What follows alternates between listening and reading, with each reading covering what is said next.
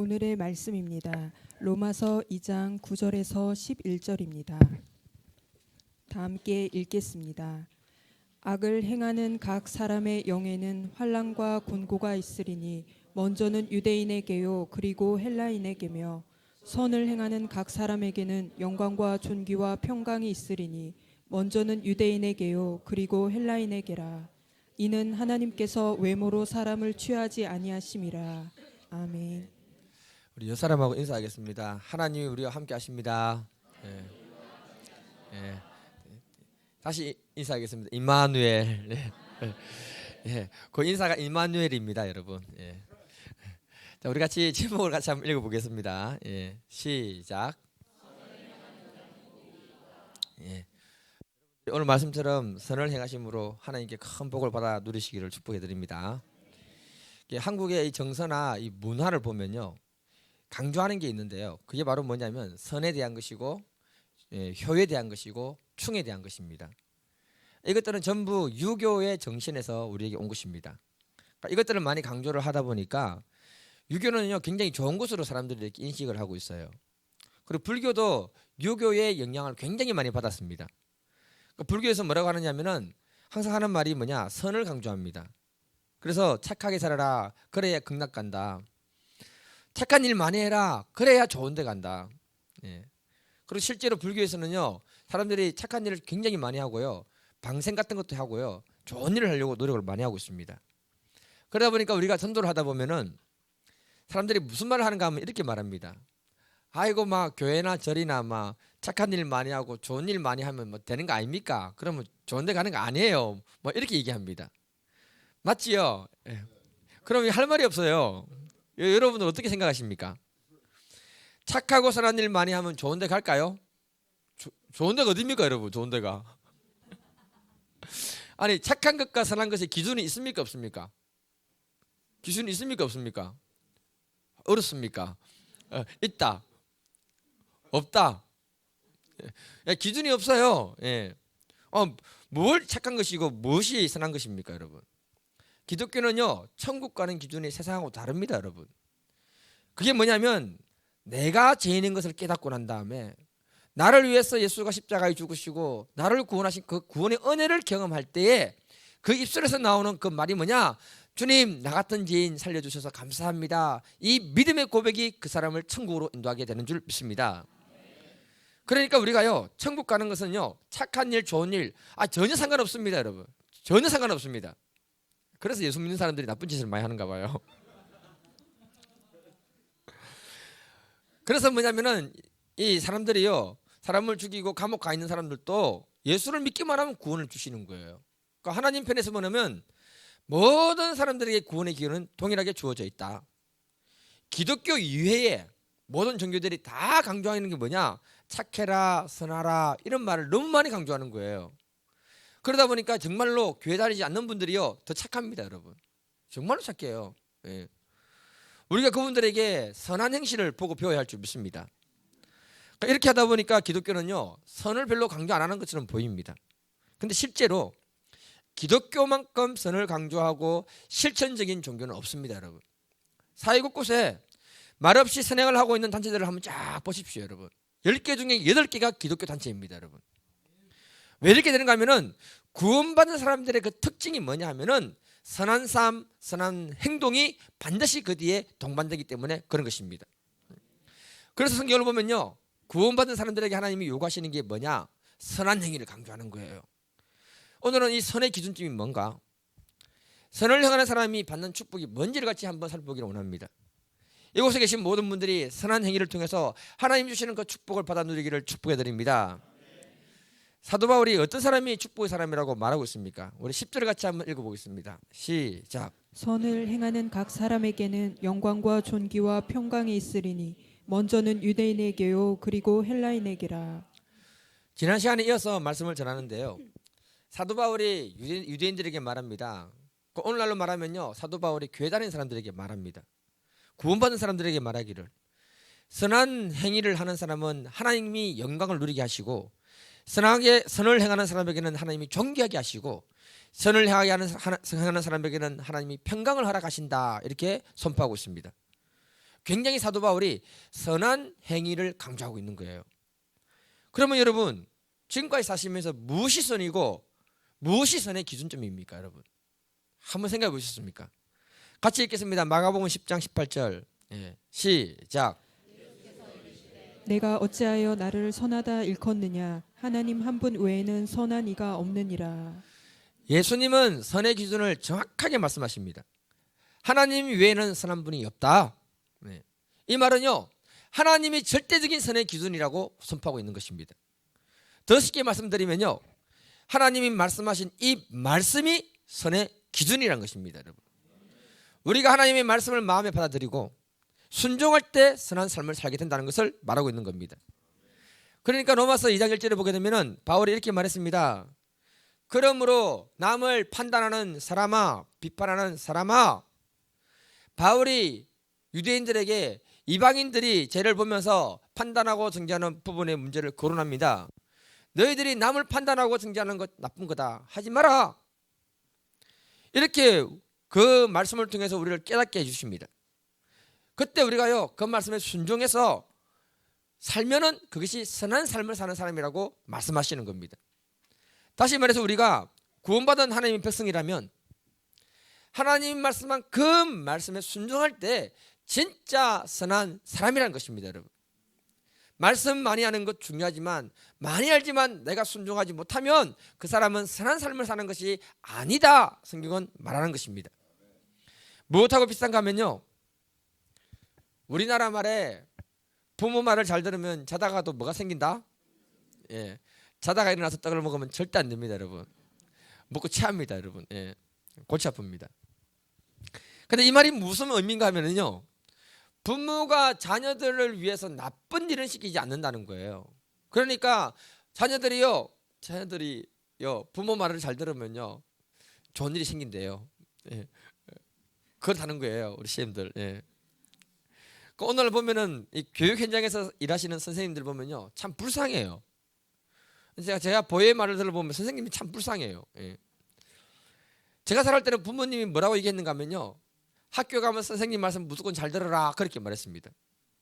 요즘은요, 부모님 중에 이렇게 말씀하시는 분 있습니까? 하셔야 돼요, 그렇게. 제가 어릴 때 학교 가서 선생님한테 한 대 맞고 집에 와서는요, 부모님한테 한 대 맞았다고 말하면요, 오히려 야단을 들었습니다. 네가 선생님 말씀 똑바로 안 들으니까 한 대 맞았지, 더 맞아라 이놈아, 이러면서 야단을 쳤어요. 요즘은 상황이 바뀐 거 아십니까, 여러분? 애들이요, 학교 가면요, 선생님을 우습게 생각할 뿐만 아니라 선생님께 한 대 맞으면요, 부모가 더 난립니다. 걔가 맞을 짓 했으니까 맞았겠죠. 간혹 좀 이상한 선생님들 빼고요. 맞을 짓 했으니까 맞았겠지요. 선생님 말의 권위가 땅에 떨어져 버린 거예요. 그러니 학생들이 제대로 잘 성장하겠습니까, 여러분? 잘 배우겠습니까? 사람은 인지상정입니다, 여러분. 학생이 수업 시간에 선생님 말 잘 듣고 집중해서 열심히 공부하면 잘 되거든요. 수업 시간에 잘 듣는 애들이 공부를 잘해요, 원래 보면. 그러면 선생님이 엄청 기호해 줍니다, 여러분. 그리고요, 알게 모르게 선생님이 인지상정이니까 그 학생들 막 챙겨주는 거예요, 이렇게. 그렇죠, 상호쌤? 제가 딸내미 둘 키우면서요, 학교에 선생님 말씀 잘 듣고 공부 열심히 하라고 가르쳤거든요. 선생님이 우리 딸들을 얼마나 귀엽게 봐주고요, 이런저런 혜택이 있으면요, 얼마나 많이 챙겨주는지 몰라요.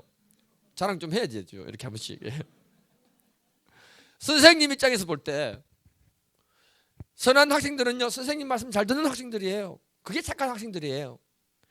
이와 같이 하나님 입장에서 볼 때 선한 사람, 착한 사람은 하나님 말씀을 잘 듣고 순종하는 사람을 말씀하고 있는 것입니다. 그 사람을 가리켜서 착하다, 선하다, 이렇게 하나님 말씀하시는 거예요.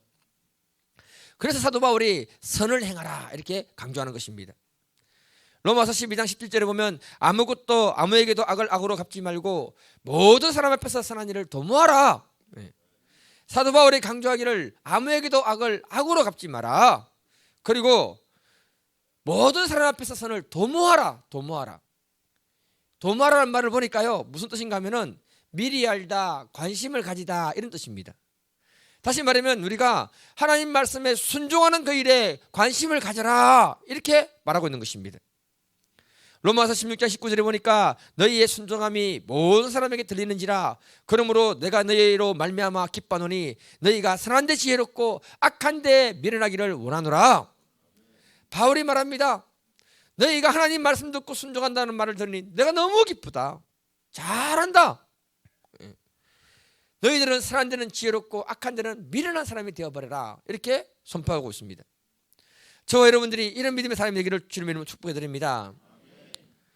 우리가 왜 선한 삶을 살아야 되는가 하면요, 우리가 하나님 말씀에 순종해서 살지 아니하면은 세상 사람들을 전도할 수가 없는 겁니다. 제가 앞에서 말씀드린 것처럼 세상에 예수 안 믿지만 착한 사람이 얼마나 많은지 몰라요. 그런데 예수 믿는 내가 왜 이래 못 됐는지 몰라요. 구원받은 우리들이 세상에 덕을 세우는 방법은 오직 선한 삶이 뒷받침되어야 할 줄 믿습니다. 예수를 알든 모르든요, 선한 행위를 하게 되면 공통적으로 주어지는 뭐가 있습니다. 그게 바로 뭐냐? 마음의 기쁨이고 평안입니다. 여러분, 예수님을 모르는 사람들이요, 자원봉사를 열심히 하잖아요. 그분들이요, 제가 연신 노인복지센터 있을 때 매달마다 머리 깎으러 오시는 분, 매주 토요일마다 와서 똥기둥이 갈아주면서 씻어주고 하시는 분들, 자기 달라고 한 게 아니고 와서 봉사하는 분들이었어요. 제가 물었습니다. 피곤하지 않습니까? 물었더니 몸은 피곤하지만 마음이 너무너무 기뻐요. 그렇게 말했습니다. 왜 그런가 하면요, 예수를 믿든 안 믿든 선한 일을 하면 마음에 기쁨이 주어지고 평강이 주어진다는 것입니다. 여러분, 그런데 우리가 하나님 말씀에 순종할 때 주어지는 기쁨은 다른 겁니다. 여러분, 예수를 모르는 사람은요, 그 일을 통해서 자기 자신을 만족시키는 기쁨이 그 안에 들어오는 거예요. 그러나 우리가 하나님 말씀에 순종할 때요, 하나님을 만족시키는 기쁨이 우리 심령에 들어오는 것입니다.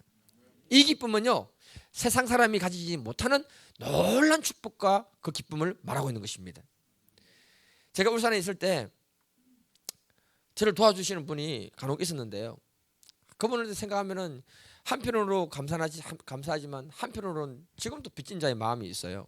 그래가지고 명절이 되면요, 꼭 가서 이게 선물도 하나씩 주고 날마다 인사를 합니다. 제가 참 착하죠.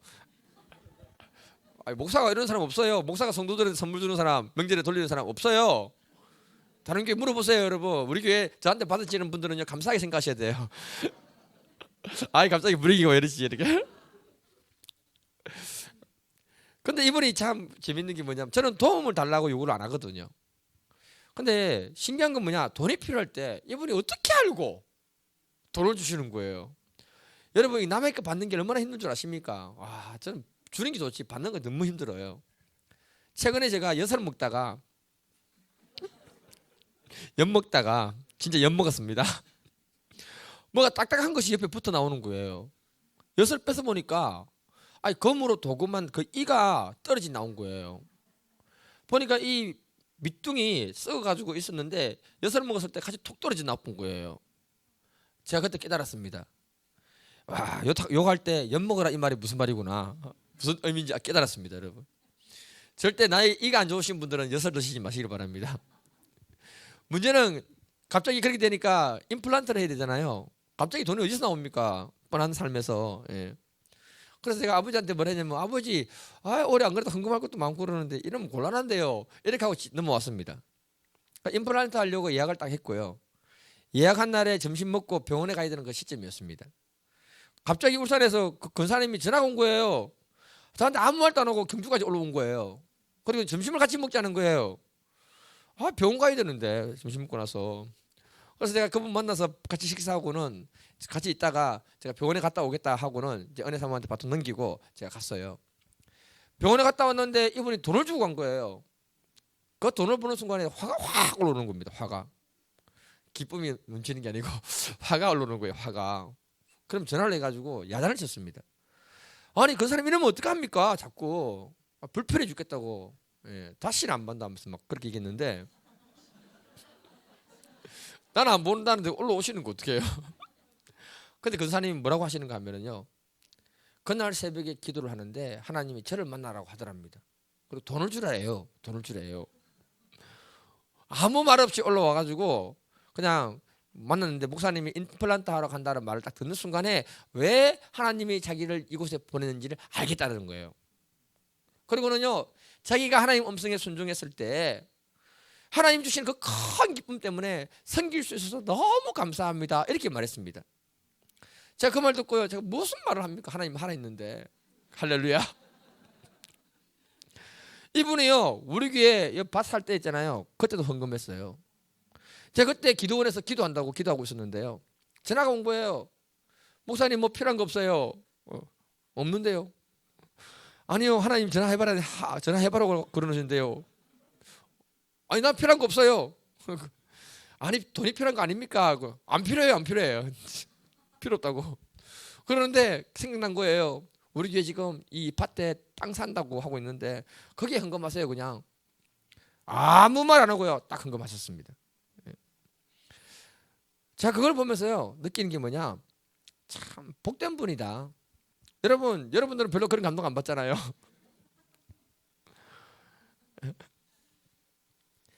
하나님의 음성에 순종할 때에 하나님으로부터 주어지는 특별한 기쁨을 이분이 알기 때문에 그런 순종을 계속하는 겁니다. 여러분, 이분이 부자가 아니에요. 작년에 남편이 사별했습니다. 예. 저는 하나님이 이분이 그 심은 그것을 반드시 축복하실 줄 믿습니다. 여러분, 무엇이 선을 행하는 것인가 하면은 하나님 말씀하실 때 그 말씀에 순종하는 그 사람이 선한 사람인 것입니다. 선한 사람은 말씀에 순종하고 난 다음에 하나님 주시는 그 기쁨을 경험하게 되는데, 이건요, 저는 내가 경험해봤기 때문에 무엇인지 너무너무 잘 아는 것입니다. 이 땅에서 반드시 하나님은 심는 대로 거두게 하실 줄 믿습니다. 그리고 하늘나라에도 엄청난 상급을 우리에게 허락하실 줄 믿습니다. 우리가 기도할 때 성령 하나님이 깨닫게 하시거나 누구를 도우라는 감동을 주시거나 음성을 들려주시면 무조건 순종하시기를 축복해드립니다. 그게 바로 우리가 잘 되는 길이고 하늘나라의 상급을 찾는 놀라운 믿음의 역사가 있는 줄 믿습니다. 마태복음 19장을 보면요, 한 부자 청년이 나와요. 예수님께 찾아와서 이렇게 말합니다. 16절에 보면은 예수님, 어떤 사람이 주께 와서 이르되 선생이여, 내가 무슨 선한 일을 하여야 영생을 얻으리이까? 이 부자 청년이 이 질문을 했을 때는요, 여러 가지 의미가 들어있는 거예요. 여러분, 부자니까 이 땅에 모든 걸 다 누리고 있는 거예요. 그런데 영생에 대한 확신은 없는 것입니다. 이 땅의 모든 것을 다 마음껏 누리는데 이제는 영원한 곳에서도 자기가 영원히 뭔가를 누리고 싶은 마음이 있는 거예요. 그 욕심 가지고 예수님을 찾아왔습니다. 그러면서 말하기를, 무슨 선한 일을 해야 됩니까? 이 사람이 영생을 얻는 어떤 그것은 선한 일을 통해서만 이루어지는 것이라는 종교적인 그 잘못된 함정에 빠져 있는 사람이었습니다. 그래서 주님 말합니다. 17절에 어찌하여 선한 일을 내게 묻느냐? 선한 일은 오직 하나님밖에 없다. 다시 말하면 하나님의 말씀이 선한 기준이니까 예수님이 그 말씀인 율법을 가지고 묻습니다. 율법대로 살았느냐? 네. 그러면서 19장 20절에 말합니다. 그 청년이 이르되 이 모든 것을 내가 지키사온데 아직도 무엇이 부족하나이까? 종교 생활을 굉장히 열심히 했다는 겁니다. 여러분, 율법을 철저하게 지켰다는 것입니다. 이때 예수님이 말합니다. 같이 읽겠습니다. 마태복음 19장 21절 시작. 예수께서 이르시되 내가 온전하고자 할진대 가서 내 소유를 팔아 가난한 자들에게 주라. 그리하면 하늘에서 보화가 내게 있으리라. 그리고 와서 나를 따르라 하시니. 아멘. 여기서 온전하고자라는 말은요, 텔레라우스라는 말인데 정해진 목표에 도달하는 것, 하나님이 정하신 법의 기준에 한치 오차도 없이 부합하는 것, 이런 의미로 사용하고 있습니다. 주님이 뭐라고 하시는가 하면요, 정말 네가 참된 선을 행하고 싶으냐? 그러면 너의 욕심 내려놓고 힘든 사람을 돕는 그 선을 행하라, 그렇게 말했습니다. 그랬더니 얼굴이 시커매져서 집으로 돌아갔다, 이렇게 성경은 말하고 있는 거예요. 여러분, 이게 무슨 의미하는 줄 아십니까? 여러분, 율법을 지켜 사는 그 종교적인 행위 열심히 했다는 거예요. 그러나 그의 가치관과 세계관은 바뀌지 않았습니다. 그의 가치관과 세계관은 자기를 중심으로 한 선을 말하고 있는 거예요. 예수님이 말하는 가치관과 세계관은 하나님의 뜻을 중심으로 한 선을 말하고 있는 것입니다. 그래서 우리가 알아야 되는 게 뭐냐? 누가 우리에게 질문할 때 당신은 왜 삽니까? 라고 묻는다면 나는 예수를 위해 삽니다 라고 말할 수 있어야 할 줄 믿습니다. 당신은 왜 돈을 법니까? 라고 묻는다면 저는 주님의 몸된 일을 하려고 돈을 법니다 라고 말할 수 있기를 축복해 드립니다. 당신이 건강을 구하는 이유가 무엇입니까? 라고 묻는다면 저는 주의 몸된 교회를 섬기기 위해서 건강을 구합니다라고 말할 수 있기를 축복해 드립니다. 그때 우리의 가치관과 세계관이 하나님 중심으로 바뀐 사람인 줄 저는 믿습니다. 이 사람을 하나님이 선하다 이렇게 말씀하시는 것입니다. 그리고 그 인생을 하나님이 축복하시는 줄 믿습니다. 지금은 돌아가신 분인데요, 온누리 교회 하영조 목사님 사역할 때입니다. 이분이 어느 날 예배 후에 헌금을 보니까요, 누가 1억 원을 헌금한 거예요. 놀라는 척 좀 하세요. 좀 지금도 1억 원 커요. 그런데 그분이 살아있었다니까 얼마나 크겠습니까? 그래서 목사님이 깜짝 놀라가지고 그 지사님에게 전화를 했습니다. 아니, 생활이 이렇게 넉넉하지도 않는데 1억이라는 돈을 어떻게 헌금을 했습니까? 그러니까 집사님이 뭐라고 얘기하는가 하면요, 10년 전에 목사님이 설교하실 때 우리가 좀 먹는 것, 입는 것 아껴 쓰고 그 돈으로 사람을 돕는 데 좀 씁시다, 그렇게 설교하고 지나갔는데 그 말씀이 딱 가슴에 딱 들어오면서 은혜를 받았대요. 그리고 그때부터 실천했대요. 부인과 상의해가지고요, 한 달에 얼마씩 전략해서 보험 상품에 들었답니다. 여러분 적금 들려고 보험 상품에 들잖아요. 그리고요 10년 동안 전략해서 모은 돈을 전부 헌금했다는 거예요. 목사님이 그 말 딱 듣는 순간에요, 눈물이 핑 돌더랍니다. 그리고 하나님께 너무너무 감사했다고 했습니다. 돈을 헌금 많이 해서 기쁜 게 아니고요, 감사했던 게 아니고 이분들의 삶의 중심이 예수 그리스도가 되어 있다는 것이 너무너무 감사하고 기뻤다고 했습니다. 그래서 그날 주일날 설교할 때요, 무명의 은혜의 사람이라는 제목으로 설교를 하면서 이분의 이름 빼고 얘기를 했습니다. 그 이야기를 전하니까요, 사람들이 너무 큰 감동을 받고 찔림받고 뭐 그렇게 된 거예요. 부자들이 거기에 많이 있는데 하영조 목사님 교회 큰 교회니까 서울에 얼마나 부자들이 많겠습니까? 부자들일수록 돈 손 덜덜 떨면서 자기 돈 한 푼 내놓지 않는 사람들이 그렇게 많은 거예요. 그런데 이 말씀을 듣고는요, 너무 감동받아가지고 한 부자가 그 달에서 100억 원을 헌금해버렸습니다.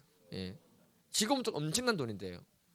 그리고 사람들이요 정말 귀한 데 사용하자면서 헌금을 했는데 300억 원의 돈이 딱 들어왔다고 합니다. 그 돈 가지고요 우리나라의 불쌍한 사람들, 가난한 사람들, 북한 사람들을 돕는 일에 사용했다고 했습니다. 저는 이건 물질뿐만 아니라 우리의 삶의 재능, 시간, 젊음, 기회도 다 이렇게 사용할 수 있기를 축복해 드립니다.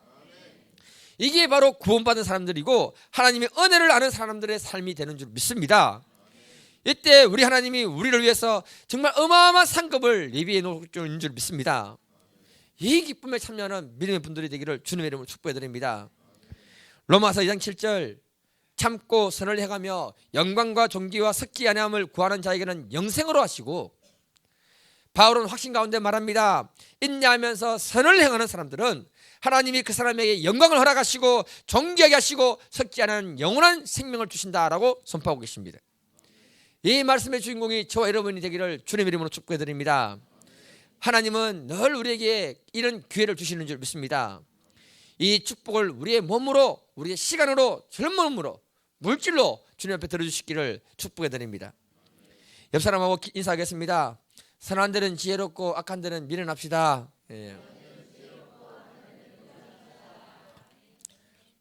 하나님이 선한 일을 하는 사람에게 주어지는 축복이 또 뭐라고 합니까? 우리 10절 다시 한번 더 읽겠습니다.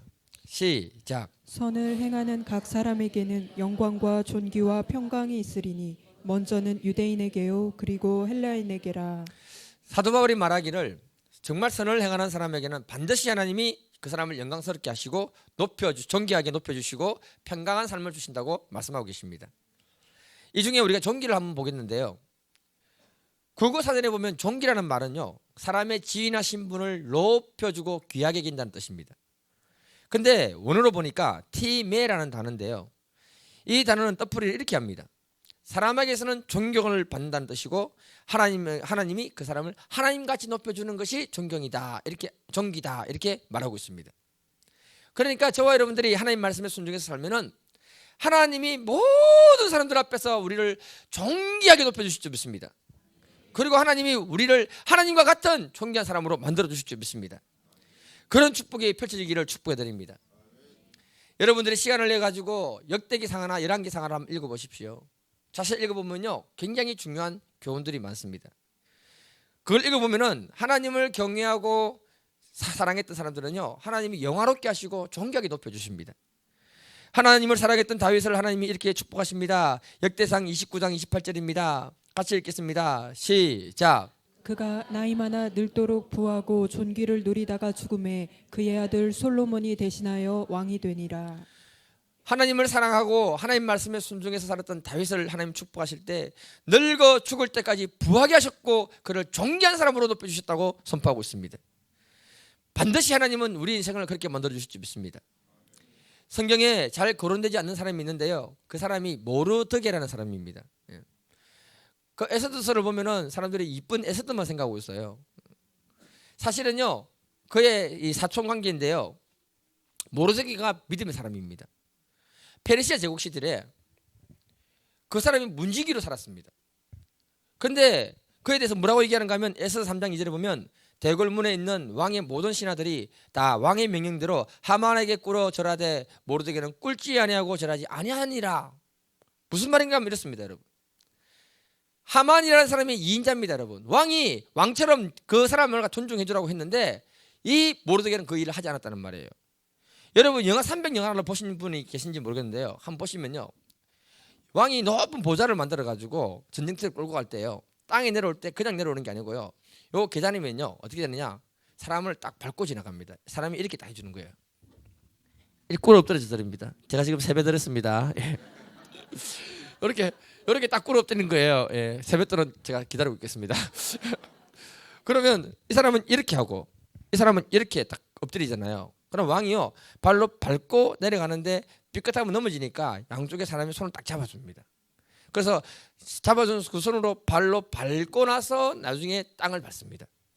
무슨 말인가 하면요, 왕이 신이라는 거예요, 신. 그리고 그 사람들은 종은요 완전히 그 사람들은 종이라는 겁니다. 종. 이 저렇게 하는 이렇게 하는 이 절하는 이 행위가 뭐냐면 이방 신에게 절하는 행위하고 똑같은 겁니다. 사람을 신으로 인정해 준다는 뜻입니다. 그러니까 모르드게는요 하나님을 사랑하니까 하나님 외에는 무릎 꿇지 않겠다는 거예요. 그 선한 행위를 하나님 앞에서 믿음을 가지고 했던 것입니다. 이렇게 하면은 자기에게 불이익이 온다는 걸 알까요, 모를까요? 알지요, 바보가 아닌 다음에. 그런데도 그 일은 하나님이 기뻐하는 일이 아니기 때문에 하나님 기뻐하는 그 일에 이 사람이 자기를 걸어버린 것입니다. 그래서 유대인 전체가 죽게 된 거예요. 이때 하나님이 이 사건을 통해서 그 전화위복으로 만드는데 그의 선한 믿음의 행위를 통해서 하나님이 모르드게를 높여주실 때 어떻게 높여주시는가? 에스더 9장 4절 같이 한번 읽어보겠습니다. 시작. 모르드게가 왕궁에서 존귀하여 점점 창대하매 이 사람 모르드게의 명성이 각 지방에 퍼지더라. 문지기였는데요 총리로 만들어주시고요 왕궁에서 존귀하게 높여주신 그게 하나님이라고 말하고 있습니다. 그러면서 하는 말씀이 뭐냐, 그를 점점 창대하게 하며 그의 이름 명성이 온 나라 각 지방에 다 퍼지도록 만들었다, 이렇게 성경은 말하고 있습니다. 10장 2절에서는요 이렇게 말합니다. 왕의 능력이 있는 모든 행적과 모르드게를 높여 존귀하게 한 사적이 메대와 바사 왕들의 일기에 기록되지 아니했느냐, 역사책에 기록되어 버렸다, 이렇게 말하고 있습니다. 얼마나 하나님이 하나님을 사랑하고 말씀에 순종해서 하나님만 높이고자 할 때 하나님이 그를 존귀하게 높여주셨는가 성경은 말하고 있는 것입니다. 저와 여러분들이 이런 축복을 받아 누리기를 주님 이름으로 정말 축복해 드립니다. 요한 3서 11장을 보면요, 사랑하는 자여 악한 것을 본받지 말고 선한 것을 본받으라. 선을 행하는 자는 하나님께 속하고 악을 행하는 자는 하나님을 배웁지 못하느니라. 사도 바울이 선포합니다. 사랑하는 여러분, 악한 것은 본받지 말고 선한 것만 본받읍시다. 저와 여러분들이 하나님 말씀에 순종함으로 믿음의 사람으로 살 수 있기를 축복해 드립니다. 그럴 때 하나님은 반드시 우리를 영광스럽게 하실 줄 믿습니다. 또한 우리를 존귀한 사람으로 하나님이 높여주실 줄 확신합니다. 우리의 삶에 하나님이 평강을 주실 줄 확신합니다. 카네기 인간관계론이라는 책을 보면요, 아브라함 링컨이 하나님을 얼마나 사랑하고 말씀을 마음에 두고 살았던 사람입니다.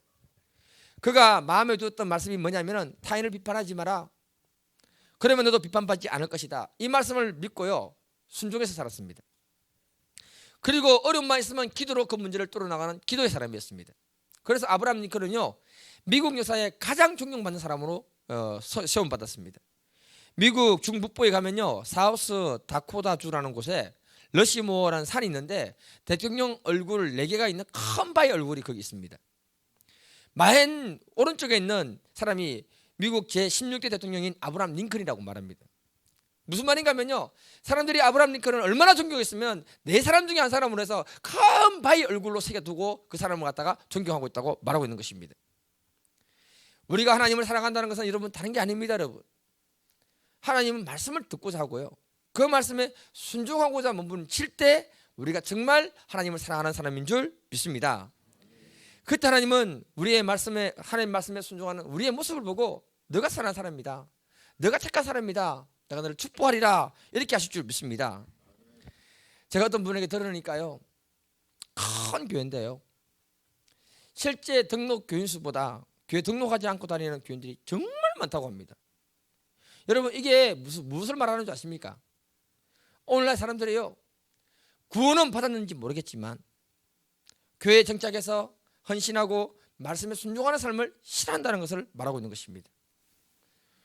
진짜 구원받은 사람들이라면, 여러분, 진짜 구원받은 사람이라면요, 내 생명과 내 모든 것을 구원하신 분이라면 우리가 나의 일부를 드리는 것이 아니라 나의 모든 걸 드리는 것이 진짜 구원받은 사람인 줄 믿습니다. 제가 이 말 한다고 해서 여러분들이 여기 교회에서 뭐 헌신을 강요하고 희생을 강요하고 하는 건 아닙니다. 예. 우리의 삶은요, 이 땅에서 영원한 삶을 준비하는 기간을 하나님이 이 삶을 주셨던 것입니다. 만일에 우리가 영원한 삶이 없다고 할게요, 천국이 없다고 할게요, 그러면 우리는 이 땅에서 그냥 살면 되는 겁니다. 선하게 살 필요 없어요. 내 마음대로 살면 됩니다. 여러분, 예. 하나님이 이 땅에서 삶을 허락하신 이유는 영원한 하늘나라의 상급을 주시기 위함인 줄 믿습니다. 우리가 내년에 몸된 교회를 섬길 때 어떤 마음으로 섬겨야 될 것인가 한번 깊이 한번 생각해 보십시오. 사역 지원서 반밖에 안 돌아왔어요. 반이 아직 기록도 안 했습니다. 여러분, 우리가 건강할 때, 시간 있을 때, 돈 있을 때 주와 복음을 위해서 쓰임받기를 축복해 드립니다. 예. 이번 성탄절은요, 우리가 마음을 담은 성탄 보배합도 하나님께 드릴 수 있기를 축복합니다. 하나님은 우리에게 엄청난 기회를 주시고요, 축복의 기회를 주셨는데 그것을 우리가 놓치지 않기를 축복해 드립니다. 말씀을 마무리합니다. 선을 행하는 사람에게는 하나님이 영광을 허락할 것이다. 하나님이 그를 존귀하게 높여주실 것이다. 그들의 삶에 하나님이 평강을 주실 거라고 말씀했습니다. 이 선포대로 저와 여러분들이 하나님 앞에서 선한 믿음의 삶을 살 수 있기를 축복해 드립니다. 그래서 우리의 삶에 하나님이 주시는 그 축복과 그 존귀함과 그 은혜가 충만하기를 주님의 이름으로 축복해 드립니다. 오늘은요, 찬송가 대신에 제가 짧게 기도하고 찬양을 같이 한번 하고 기도하도록 하겠습니다. 기도하겠습니다. 사랑과 은혜와 긍휼이 풍성하신 아버지 하나님, 참 우리가 주님께 받은 그 구원의 은혜는 그 무엇으로도 바꿀 수 없는 것인 줄 믿습니다. 아버지 하나님, 이 은혜를 우리가 잊지 않게 하시고 주님이 주신 그 기회를 통해서 선한 삶을 살게 하시고 하나님께 영광 돌릴 뿐만 아니라 우리가 존귀한 인생으로 살 수 있도록 복을 주옵소서. 아버지 하나님, 감사합니다. 정말 우리를 참 이 땅에 세워주시고 기회를 주시고 또 아버지 하나님 말씀을 통해서 순종하는 삶을 살게 해주시니 감사합니다. 저에게 모든 분들이 하나님 주시는 그 복을 받아 누리게 도와주시고 은혜를 베풀어 주시옵소서. 이 시간 주님께서 예배 가운데 함께 하시고 은혜를 베풀어 주셔서 감사합니다. 예수님의 이름으로 기도드립니다.